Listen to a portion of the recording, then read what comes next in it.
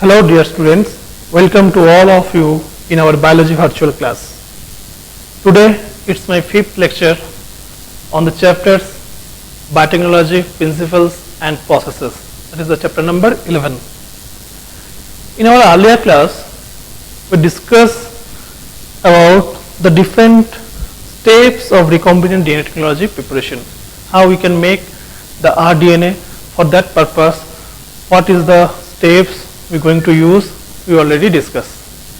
So today we're going to discuss the different events which occur during the preparation of rDNA technology. For that purpose, see, in preparation of rDNA we deals with the DNA.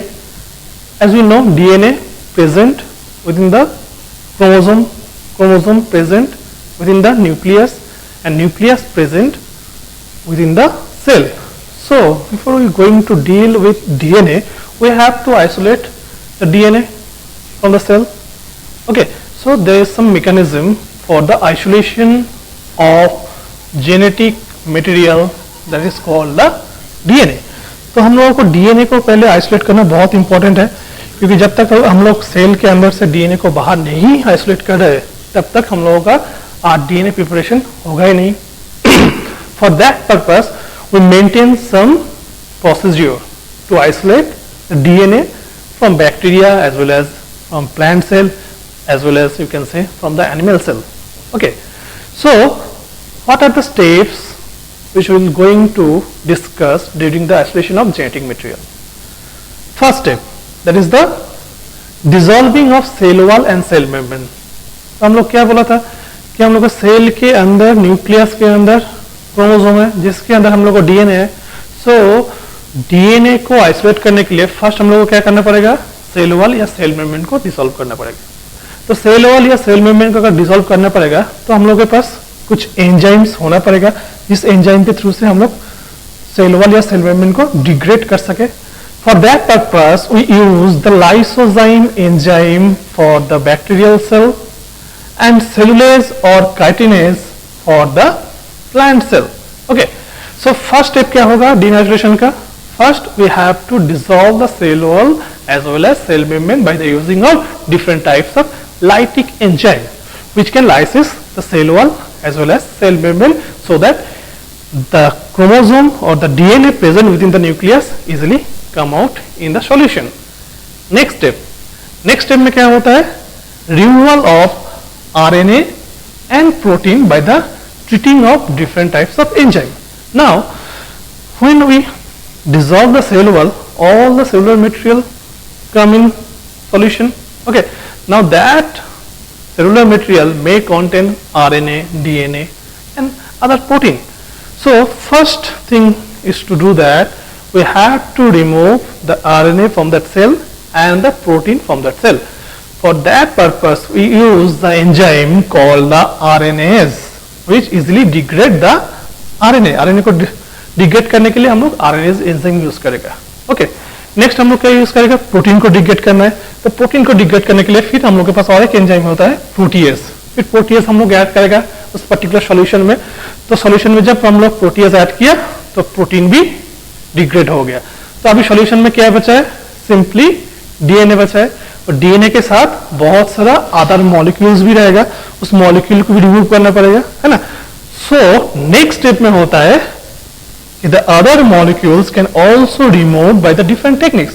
We have different types of techniques जो हम लोग बाद में अगर master degree करने के लिए जाएगा, एमएससी करने के लिए जाएगा या कोई रिसर्च पर्पस से जाएगा, तब हम लोग को ये स्टेप और डिटेल्स में पढ़ना पड़ेगा.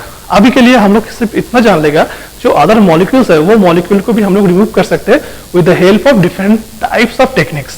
ठीक है, तो इतना सब कुछ करने के बाद हम लोगों को सॉल्यूशन में क्या मिल जाएगा, सिंपली और सिंपली डीएनए मिलेगा. अब डीएनए तो नेकेड आई में विजिबल नहीं है, तो हम लोगों को पता कैसे चलेगा कि डीएनए का क्वालिटी या क्वांटिटी कितना अच्छा हुआ है, आइसोलेट जो हम लोग करने के लिए कोशिश किया था वो कितना अच्छा हुआ है, वो जानने के लिए लास्ट स्टेप में हम लोगों को चिल्ड इथेनॉल ऐड करना पड़ता है वो पर्टिकुलर सॉल्यूशन में.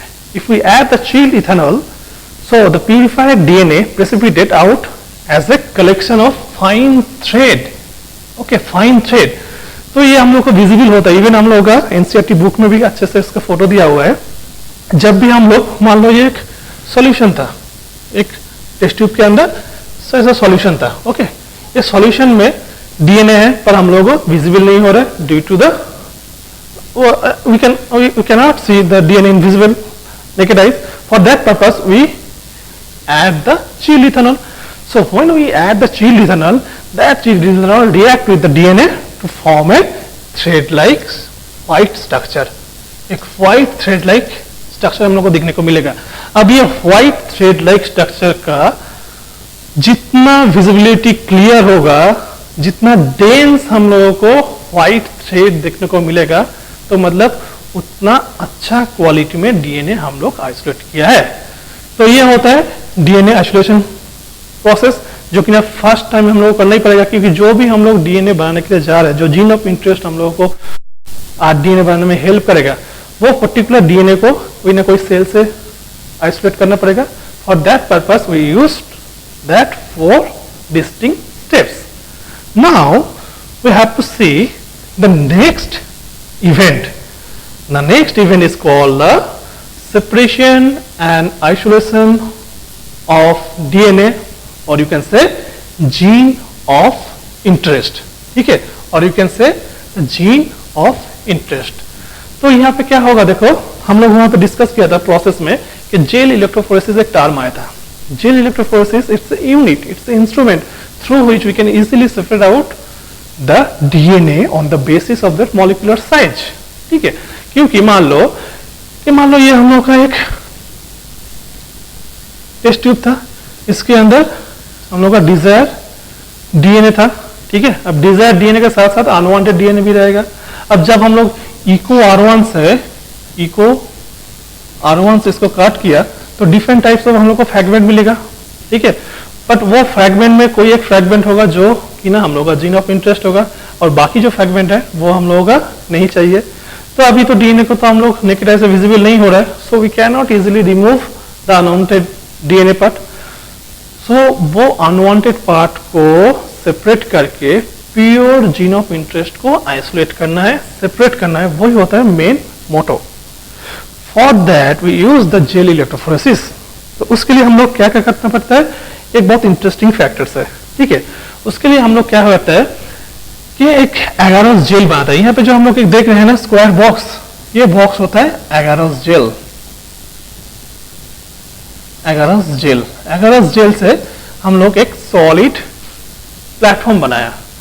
अब वो प्लेटफॉर्म बनाने के बाद वो पर्टिकुलर प्लेटफॉर्म में हम लोग बहुत सारा वेल किया, वेल, ठीक है, बहुत सारा वेल बनाया। अब ये वेल्स में हम लोग क्या करेंगे कि जो इको आर1 से फ्रैगमेंटेड जो हम लोग का सॉल्यूशन था डीएनए का, वो फ्रैगमेंट सॉल्यूशन को हम लोग क्या करेंगे, यहाँ पे पुट करेंगे। Okay, at the same times we use that well, that is the marker. Marker मतलब ये मार्कर जो एक सॉल्यूशन है, ये भी एक सॉल्यूशन था डीएनए का, डिफरेंट फ्रैगमेंट था। वो फ्रैगमेंट क्या था, 100 से लेकर 1000 तक डिफरेंट साइज का फ्रैगमेंट है। ठीक है, वो फ्रैगमेंट हम लोग ये पर्टिकुलर वेल में डाल दिया है। अब डालने के बाद जब हम लोग इलेक्ट्रिसिटी ऑन करेगा तो डीएनए इज नेगेटिवली चार्ज, तो डीएनए कहां से कहां तक जाएगा, नेगेटिव से लेकर पॉजिटिव तक जाएगा। ठीक है, डीएनए का रन होगा। ठीक है ना, तो जब एक पर्टिकुलर टाइम से फॉर एग्जांपल 2 to 3 आवर्स के बाद हम लोग देखेगा कि डीएनए क्या हुआ है, सेपरेट आउट हो गया। अब सेपरेट आउट हो गया मतलब वो भी हम लोग विजिबल नहीं देख पाएगा। ठीक है, अब विजिबल देखने के लिए हम लोगों को यूवी लाइट का यूज करना पड़ेगा। अगर ये पर्टिकुलर एगारोस जेल को हम लोग यूवी रे के अंदर रखेगा तो हम लोग को एक बैंड शो करेगा, जो बैंड इंडिकेट करेगा कि प्रेजेंस ऑफ डीएनए और presence of gene of interest in different portion. For that purpose we use one chemical which is called the ethidium bromide, ETBr।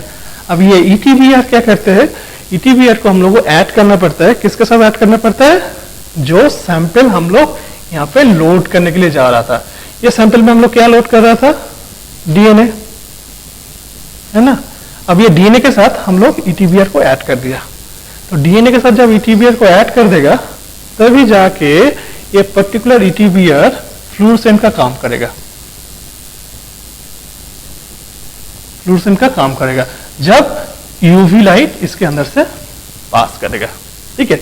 अभी हम लोग क्या किया, ऑलरेडी जो टेस्ट सैंपल है, टेस्ट सैंपल को ये पर्टिकुलर वेल में डाल दिया, और पहले से हम लोग के पास फ्रैगमेंटेड जो मार्कर है उसको हम लोग ये वेल में ऑलरेडी डाल दिया। डालने के बाद 2 to 3 आवर्स वेट किया, स्विच ऑन करके, इलेक्ट्रोफोरेसिस यूनिट को ऑन करके। तो ऑन करने के बाद फिर after the completion of 2 to 3 hour what we will see that there is a different types of fragmented DNA present in different zone, ठीक है ना। से फॉर एग्जांपल मान लो जो मार्कर हम लोग ऐड किया था ना, वो मार्कर के अंदर हम लोगों को क्या था, डिफरेंट फ्रैगमेंट था। जो 100 केबी का फ्रैगमेंट था वो सबसे दूर में बैंड किया, फिर 200, 300, 400, 500, 600 ऐसे करते करते गया है, ठीक है। ये शो कर रहा है कि 100 केबी का कोई सीक्वेंस होगा वो ये पर्टिकुलर जगह में बैंड करेगा, ठीक है। अगर 110 होगा तो ये ऊपर में बैंड शो करेगा, ठीक है ना। तो उसके रेस्पेक्ट में जब हम लोगों का डिजायर सॉल्यूशन, जो डीएनए सॉल्यूशन, जो कि हम लोग ये सॉल्यूशन को ऐड किया था, वो क्या किया था, कहां पे बैंड शो किया, ये जगह में एक बैंड शो किया, यहां पे एक बैंड शो किया, और यहां पे एक बैंड शो किया। अब देखो ये जो टोटल 4 बैंड आया है, 4 बैंड का साइज कैसे पता चलेगा, ये कौन सा साइज के अंदर आ रहा है, 700, तो हम लोग बोल सकते हैं ये 700 केबी का है, ठीक है। ये कहां से शो किया था, 400, तो इसका साइज हो गया 400 केबी। ये कहां पे था, 300, ठीक है। और लास्ट का बैंड कहां पे था, 100 में था, ठीक है ना। तो इससे हम लोग को साइज के बारे में पता चल गया कि कौन सा साइज का फ्रैगमेंट कहां पे है। अब यहाँ पे एक इंटरेस्टिंग फैक्ट होता है, जो एगारोस जेल हम लोग यूज करते हैं ना, ये जो एगारोस जेल हम लोग यूज किया है, पर्टिकुलर ये एगारोस जेल, ये एगारोस जेल का मेन काम होता है कि it have the same porosity. इसके अंदर जो पोर होता है ना, वो पोर सब जगह में सेम साइज का ही होता है, ठीक है। अब वो पोर के अंदर से जो लार्जर मॉलिक्यूल है, डीएनए का जो लार्जर फ्रैगमेंट है, वो इतना जल्दी स्पीडली नहीं जा पाएगा, और जिसका साइज सबसे छोटा है वो बहुत जल्दी पास कर जाएगा, ठीक है ना। इसीलिए जो फ्रैगमेंट का साइज सबसे छोटा है, सबसे छोटा मतलब 100 सबसे छोटा था, तो 100 सबसे लॉन्ग डिस्टेंस ट्रैवल किया है। जबकि इधर देखो जो 700 था, 700 का साइज ऑब्वियसली थोड़ा बड़ा है, 100 से बड़ा है, इसलिए कम डिस्टेंस ट्रैवल किया, पर जो 100 था वो सबसे लॉन्ग डिस्टेंस ट्रैवल किया। So we can easily separate out the DNA on the basis of their length, on the basis of their fragment size. जिसका साइज छोटा होगा वो ज्यादा दूर तक ट्रेवल करेगा, जिसका साइज कम होगा, जिसका साइज बड़ा होगा वो कम डिस्टेंस ट्रेवल करेगा, ठीक है ना। अब ये तो हो गया सेपरेशन। अब ये पर्टिकुलर बैंड में, ये पर्टिकुलर एगारोस जेल में अगर हम लोग देखेगा कि ये जो लाइन है ना 700 केबी का, ये लाइन थोड़ा हमने थिक बनाया as compare to the this one, ये बहुत पतला है, ठीक है, ठीक है। तो ये डिफरेंस क्यों है, ये डिफरेंस कैसे होता है, ये डिफरेंस इंडिकेट करता है the quantity of that particular fragment. ये सॉल्यूशन में ये थिक बैंड इंडिकेट कर रहा है कि 700 केबी का जो फ्रैगमेंट है उसका नंबर बहुत ज्यादा है as compare to the this one 400, ठीक है, क्योंकि 400 बहुत पतला है, 400 बहुत पतला है।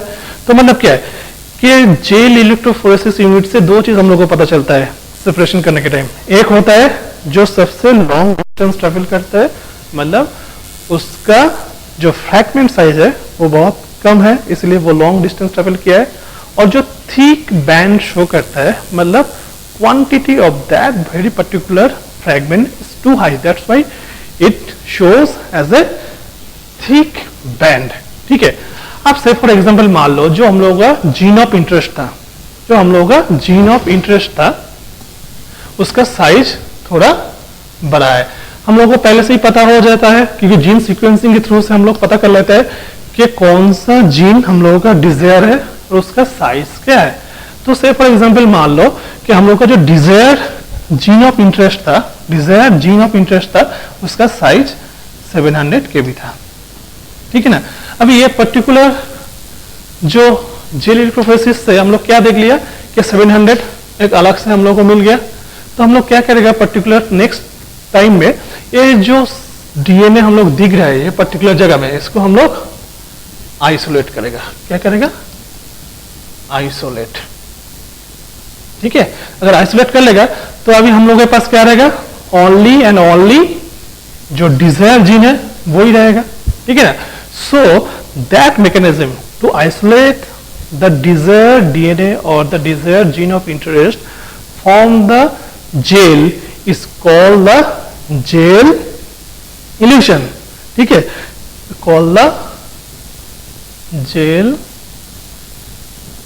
डीएनए इल्यूशन, ठीक है। इसे कहते हैं इल्यूशन टेक्निक।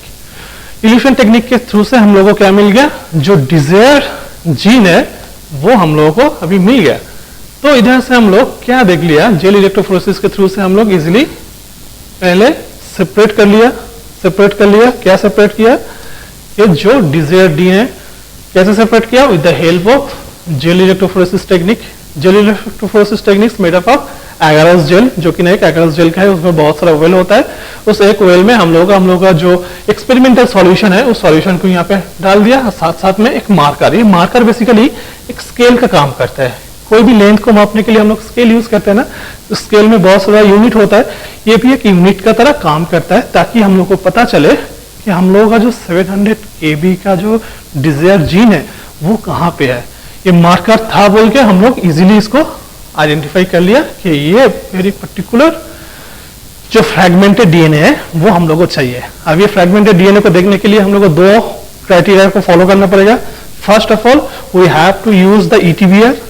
ये ईटीबीआर को हम लोग एज अ डाई यूज करते हैं। एक चीज इंपॉर्टेंट है, ये जो ईटीबीआर होता है, ईटीबीआर हैव द कार्सिनोजेनिक प्रॉपर्टी। कौन सा प्रॉपर्टी होता है? कार्सिनोजेनिक, मतलब it causes the cancer. So during the uses or during the dealing with that type of experimental process we have to be very much careful that ETBR हम लोगों को skin में touch नहीं होना चाहिए। That's why we can use the gloves. अगर ये touch हो जाएगा पर्टिकुलर पोर्शन से स्किन कैंसर होने का एक चांसेस होता है, ठीक है, क्योंकि ETBR have the carcinogenic property। तो ETBR यूज करने से क्या होता है? फ्लोरोसेंट कलर शो करता है। और एक काम क्या करते हैं उसके बाद फाइनली हम लोगों को यूवी ट्रांस इल्यूमिनेटर एक मशीन है, उस ट्रांस मशीन में हम लोग क्या करना पड़ता है? पर्टिकुलर जेल को रख देते हैं। जेल को रखने के बाद जब यूवी लाइट ऑन करते हैं तो फिर जेल में ये पर्टिकुलर पोर्शन जहां जहां पे डीएनए बैंड मिला है वो पर्टिकुलर पोर्शन में हम लोग को ऐसा ही एक लाइन दिखेगा जो इंडिकेट करेगा प्रेजेंस ऑफ डीएनए और presence of different fragment of DNA, ठीक है। तो ये टेक्निक के थ्रू से हम लोग डिजायर जीन को या जीन ऑफ इंटरेस्ट को आइसोलेट कर सकते हैं, ठीक है। तो फर्स्ट स्टेप में हम लोग जब प्रोसेस ऑफ डीएनए प्रिपरेशन पढ़ा था तो वहां पे फर्स्ट पढ़ा था isolation of DNA. Isolation of DNA के बाद फिर हम लोग उसको रेस्ट्रिक्शन एंडोन्यूक्लियस से कट किया था। कट करने के बाद हम लोग क्या किया था? Separation and isolation of the desired gene, ठीक है ना। तो उसके लिए डीएनए आइसोलेशन हम लोग देख लिया कौन सा स्टेप में होता है। फिर हम लोग देख लिया how to separate and isolate the desired gene. Okay, आज के लिए इतना ही। नेक्स्ट क्लास में हम लोग डिस्कस करेंगे ये जो पर्टिकुलर फ्रैगमेंट हम लोग को मिला है उस फ्रैगमेंट का नंबर को कैसे इंक्रीज किया जाए। उसके लिए हम लोग एक टर्म यूज किया था डीएनए एम्प्लीफिकेशन मेथड। वो एम्प्लीफिकेशन मेथड के लिए हम लोग पीसीआर टेक्निक को यूज किया था, जो हम लोग नेक्स्ट क्लास में डिस्कस करने के लिए जाएगा। Okay, for that thank you.